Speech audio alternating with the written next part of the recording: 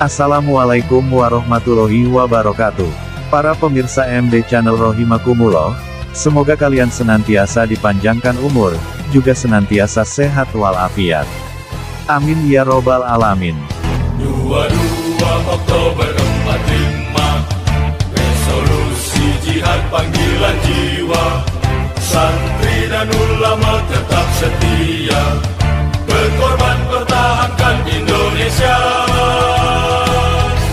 Kiai Haji Agus Sunyoto adalah seorang tokoh Nahdliyin Tulen. Beliau pernah menjabat sebagai Ketua Lembaga Seni Budaya Muslimin Indonesia, atau Lesbumi di PBNU.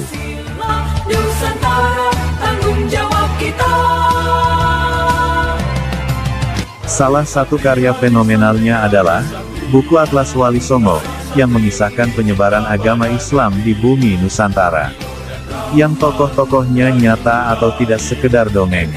Dalam dokumentasi video berikut ini, ada penyampaian yang cukup mencengangkan dari Kiai Haji Agus Sunyoto, di mana ada pertemuan tersembunyi dari sejumlah tokoh, yang terindikasi makar pada persatuan dan kesatuan Republik Indonesia.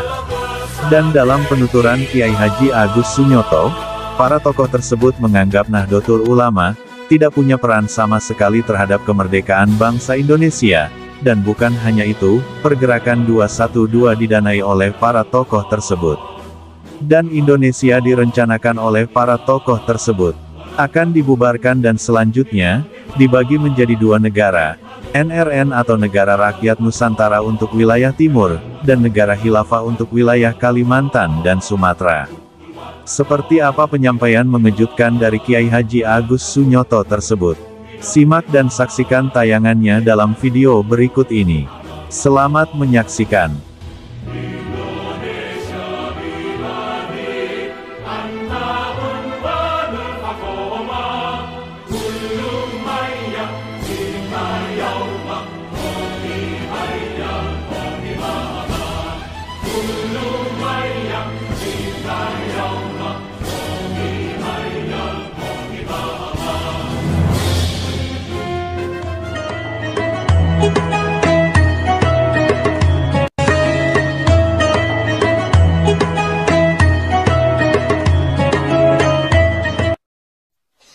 Assalamualaikum warahmatullahi wabarakatuh.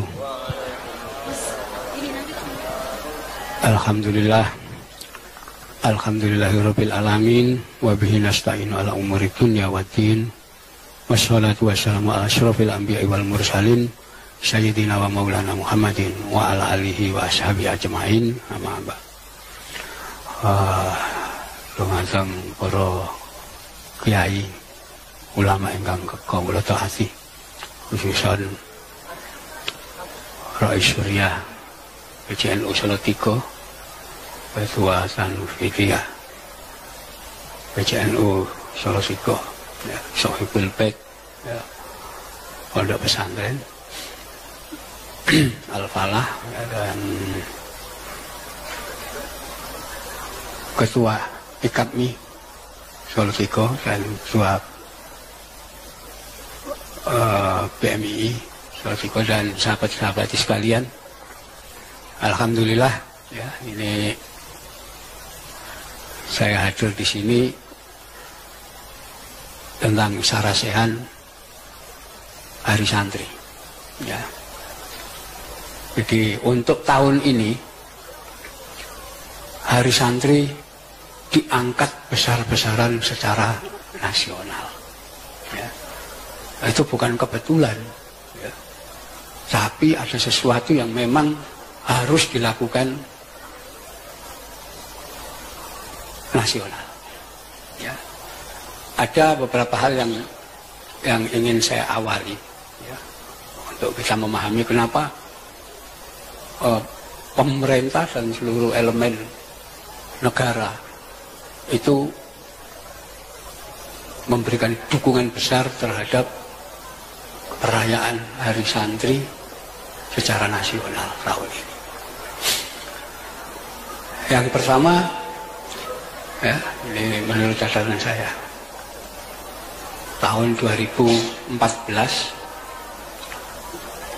di sebuah perguruan tinggi ternama di Jakarta diadakan seminar sejarah nasionalis Indonesia. Ya. Pembicaranya adalah para doktor, ya, dan sejarawan nasional. Saya tidak tahu, NU diundang tapi tidak ada yang datang. Yang datang hanya reporter NU online, Abdul Alawi namanya. Ya, habis datang di situ, ya, Abdul Alawi ini nunggu saya. Ya, ketika saya datang ke PBNU, saya dilapori.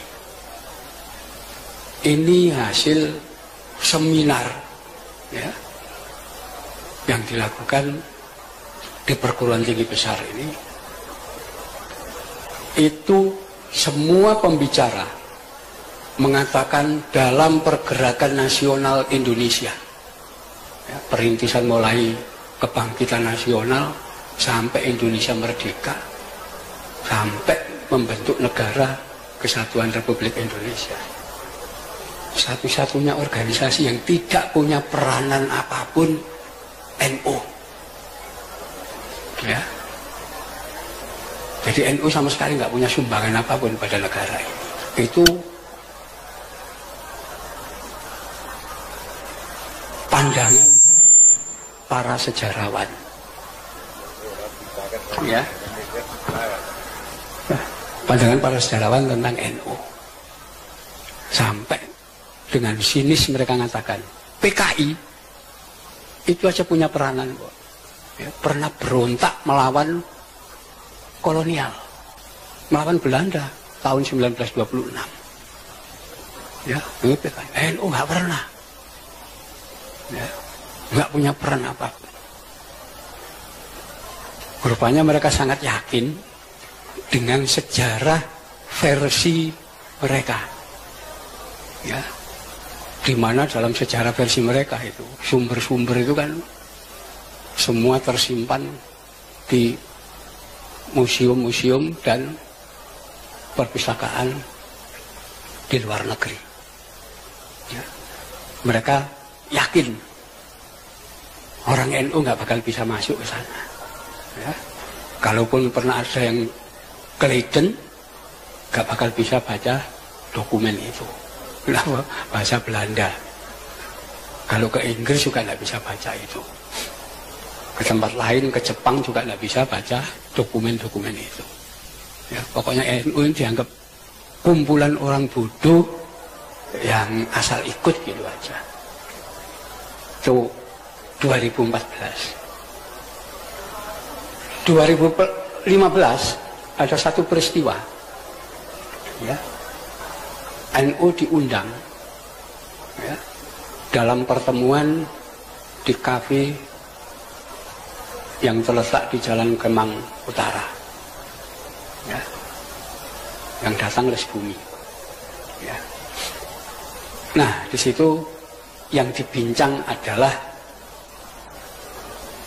ketepatan penggunaan istilah Indonesia dan Nusantara. Ya, mereka membincang penggunaan sebutan Indonesia itu tidak cocok karena itu bahasa asing. Yang cocok adalah Nusantara. Ya, rupanya di situ NU diundang karena mereka menganggap NU itu Islam Nusantara. Ya, itu tanggal 17 Oktober 2015. 3 hari kemudian, tanggal 20 Oktober 2015, kita diundang lagi di tempat yang sama. Tapi kali ini bahasanya lain. Ya, ada 2 tema utama yang dibahas. Tema yang pertama, pembubaran NKRI. Jadi Indonesia mau dibubarkan. Ya. Jadi mereka lewat jaringan luar negeri, ya, lembaga-lembaga internasional, nanti mengusahakan agar semua lembaga internasional memberikan penilaian bahwa Indonesia adalah negara gagal. Ya, wis korupsinya gak terkendali, kemiskinan meluas dan seterusnya. Ya. Di situ pelanggaran HAM dan itu nanti akan dicap. Ya, kalau sudah jadi negara gagal, ya, bubar. Nanti ganti negara baru. Seperti dulu di Afrika ada negara namanya Rhodesia. Ya, diganti Zimbabwe. Karena dianggap gagal. Indonesia juga akan dibegitukan. Ya. Nah, kalau NKRI sudah dibubarkan, maka mereka merancang kedua akan membentuk Negara Rakyat Nusantara, NRN. Ya. Yang untuk saat itu sudah terbentuk wali negaranya namanya Yudi Samhudi Suyuti. Ya. 20 Oktober itu. Jadi jelas mau membubarkan NKRI. Yang tidak pernah mereka sangka dan tidak pernah terpikirkan, 2 hari kemudian 22 Oktober Presiden Jokowi ya, menetapkan 22 Oktober sebagai Hari Santri. Ya. Dan yang di luar perkiraan mereka, begitu Hari Santri ditetapkan 22 Oktober, pesantren se-Indonesia itu upacara bareng dan sepakat NKRI harga mati. Ya.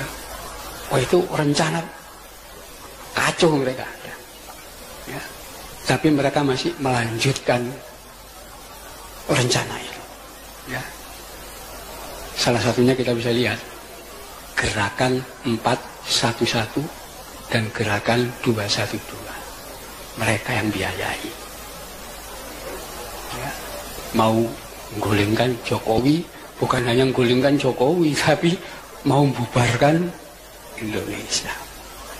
Itulah tanggal 212 itu bagian dari kelompok itu ditangkap sama Polri.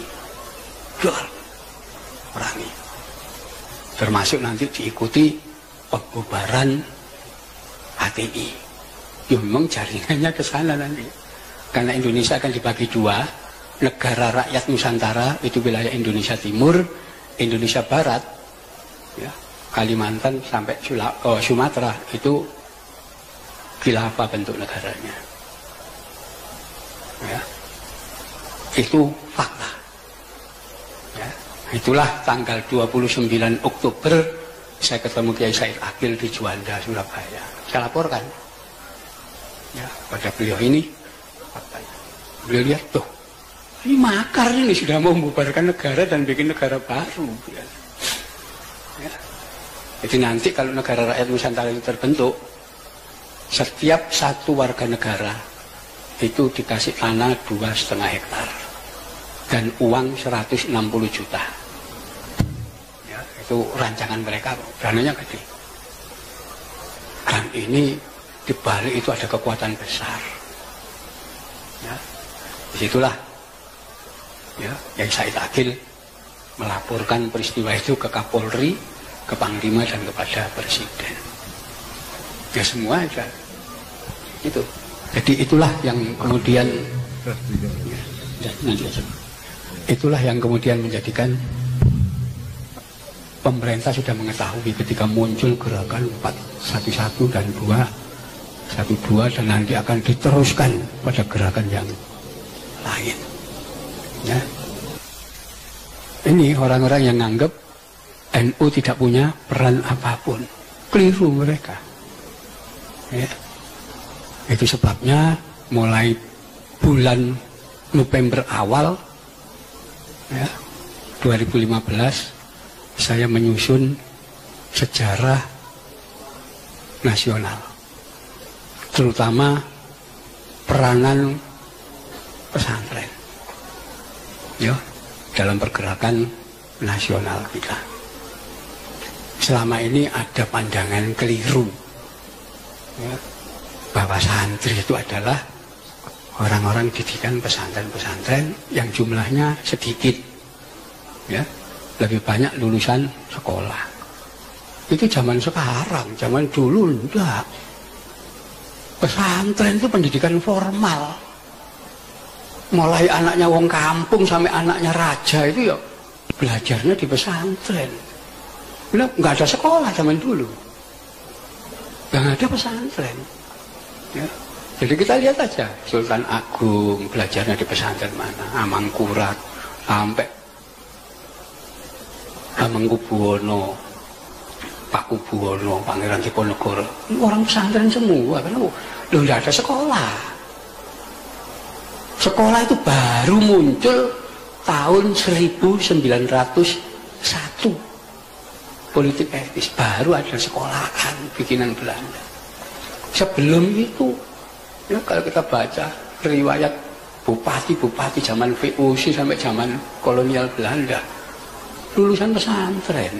Oh, nggak ada belajar sekolah loh. Semua yang ada pesantren.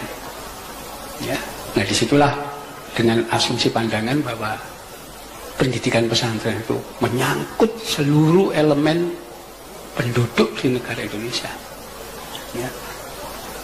Saya temukan fakta bahwa perlawanan kaum pesantren sudah dimulai tahun 1511. Kenapa? Ketika Portugis menaklukkan Malaka, itu dari Demak sudah mengirimkan pasukan armada, ya, dan terjadi pertempuran. Dokumen-dokumen laporan militer Portugis kita temukan, ya. Mereka menyatakan peran itu, ya. Dan masa itu sebagian Wali Songo masih hidup. Sunan Kalijogo, Sunan Gunung Jati, Sunan Kudus masih ada semua. Ya. Itulah perlawanan Portugis sampai Portugis tidak mampu masuk Jawa dan Sumatera dan tempat lain. Hanya mampu singgah di Ternate, itu pun akhirnya diusir lari ke timur. Datanglah Belanda. Ya, Belanda datang, perlawanan terus. Ya, sampai VOC bubar. Ya, setelah itu kolonial Belanda. Itu pun perlawanan. Ya, sampai perang Diponegoro, perang Aceh, perang Palembang, di mana itu golongan santri semua. Orang-orang dari pesantren. Ya, sampai nanti terjadi perubahan, ya, karena pesantren terus ngelawan. Itu salah seorang sosiolog Belanda namanya Christian Slougurgronje. Ya. Slougurgronje inilah yang menyusun sebuah teori bahwa fanatisme orang-orang didikan pesantren itu akan lemah, akan hilang kalau anaknya umat Islam dijadikan orang modern. Cara berpikirnya seperti orang Belanda. Ya, pandangan itu. Kalau orang sudah jadi modern, tidak akan lagi fanatik. Tidak akan lagi terjadi perlawanan terhadap pemerintah kolonial. Ya, pandangan Slougurgronje, ya, kemudian diambil alih, ya, disepakati oleh Van de Venter dan dilaporkan ke kerajaan Belanda. Pemerintah Belanda setuju. Ya, itulah pertama kali digunakan pendekatan mencerdaskan anak-anaknya umat Islam, ya, dengan politik etis, dengan alasan mencerdaskan. Dibentuklah, ya, untuk pertama kali sekolah-sekolah Barat, sekolah-sekolah Belanda untuk anak-anak Islam pribumi. Ya, di situ para kiai dari pesantren nolak, ya, tidak mau. Kenapa? Sekolah itu pendidikan sekuler, ya, pendidikan menjadikan orang untuk modern. Yaitu berlawanan dengan prinsip dasar agama. Ya, agama itu dasarnya iman. Ya. Orang-orang mutakin. Ya. Cirinya apa? Alladzina yu'minuna bil ghaib. Ya. Wong sing takwa, wong sing iman, percaya terhadap hal yang gaib. Nah, kata-kata modern sebaliknya. Ya, menurut Auguste Comte, ya, pendiri filsafat positivisme, manusia yang disebut manusia modern itu manusia yang sudah tidak percaya kepada hal yang gaib.